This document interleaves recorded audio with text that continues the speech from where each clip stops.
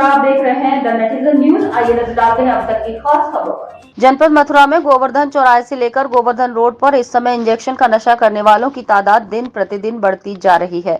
Medical store पर नशे के इंजेक्शन की खेप आखिर कहां से आती है? नशे का इंजेक्शन लगाने वाले युवा, जिनमें से कुछ 16 वर्ष के बच्चे भी हैं, धड़ल्ले से नशे के इंजेक्शन बेच रहे हैं।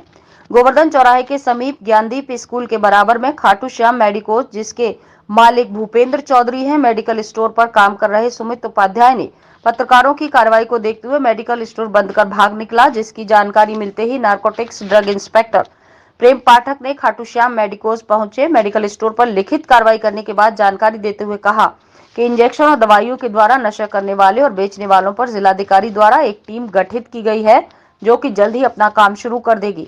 खाटू श्याम मेडिकोज का लाइसेंस जल्द निरस्त होगा। इस मेडिकल स्टोर के मालिक पर कार्रवाई करते हुए मेडिकल स्टोर को बंद किया जाएगा।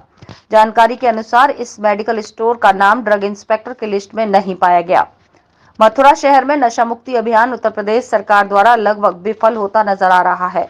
मथुरा गोवर्धन रोड स्थित कई सारे मेडिकल स्टोर खुलेआम धड़ल्ले से नशे का इंजेक्शन बेच रहे हैं और अपनी पूरी तानाशाही दिखाते हैं, जैसे उनका मथुरा प्रशासन से कोई डर नहीं। बढ़ते हुए नशे के इस कारोबार का आखिर जिम्मेदार कौन है? शिकायत करने पर पुलिस नहीं आती, किसी प्रकार की कोई कार्रवाई नहीं होती। पैसे की ताकत ने मथुरा के प्रशासन को कमजोर कर दिया है। इसलिए हम आपको एक छोटी सी झलक दिखाते हैं मथुरा का भविष्य। सूचना प्राप्त हुई आप पत्रकार भाइयों के माध्यम से ही, जिसके अंदर में यहाँ पर एक खाटू श्याम जो मेडिकोज है गोवर्धन चौराहे के पास में, जिस मेडिकोज के अगेंस्ट में सूचना प्राप्त हुई कि यहाँ पर नशीले पदार्थों का सेवन किया जाता है तथा उनका क्रय विक्रय किया जाता है। प्राप्त सूचना के आधार पर यहाँ पर में आकर के निरीक्षण करने किया गया, लेकिन सूचना प्राप्ति के उपरांत ही जो दुकान मालिक है वो यहाँ से चले जाने के कारण दुकान का निरीक्षण तो नहीं किया जा सका। लेकिन यहाँ पर जो उपभोक्ता हैं, जो उपयोग कर रहे हैं, उनका सेवन कर रहे हैं उन दवाइयों का, उनके थ्रू ये जानकारी प्राप्त हुई कि वो यहीं से ये जो सेवन करते हैं और यहीं से इसको खरीदते हैं, तथा उनको निर्देशित किया जाता है कि इस जगह से इस तरह के पदार्थ ना खरीदें। और साथ ही ये भी उनको निर्देशित किया जाता है कि अगर उन्हें आगे फ्यूचर में ये दुकान खुली मिलती है तो इसकी सूचना तुरंत से तुरंत हमें उपलब्ध कराई जाए, ताकि हम इस पर आगे कार्रवाई कर सकें। तथा हमने पुलिस जी, हमारे जो यहाँ पे एसआई हैं दीपक नागर जी, इनका सहयोग भी साथ में हमें वांछनीय है कि यहाँ पर हमें जो भी कार्रवाई है इसके हमने लिखित रूप से इनके आख्या प्राप्त कराई गई है, जिसके अंदर में ये दिया गया है कि जो भी इस दुकान को खुला हुआ ना पाया जाए तथा इसके विरुद्ध तुरंत ही कार्रवाई की जाए अगर ये खुला हुआ प्राप्त किया जाता है तो।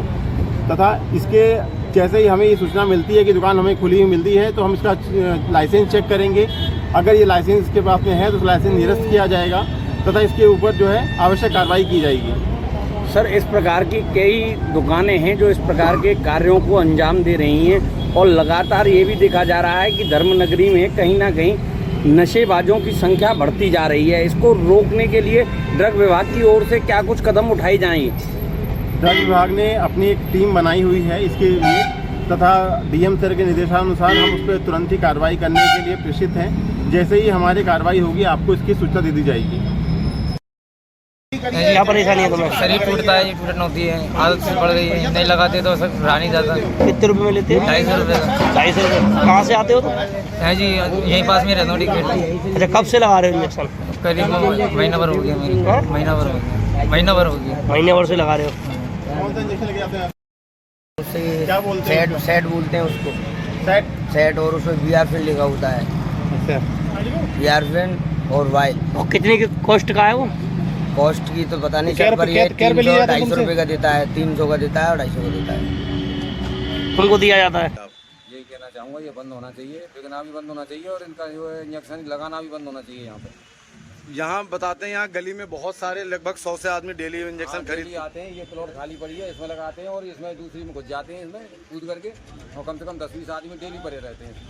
मथुरा प्रशासन से आपकी क्या उम्मीद है, क्या चाहोगे आप? मथुरा प्रशासन को इसको बंद करना चाहिए, सरकार को रोक लगना चाहिए इसकी। काफ़ी नौजवान इससे बर्बाद हो रहा है।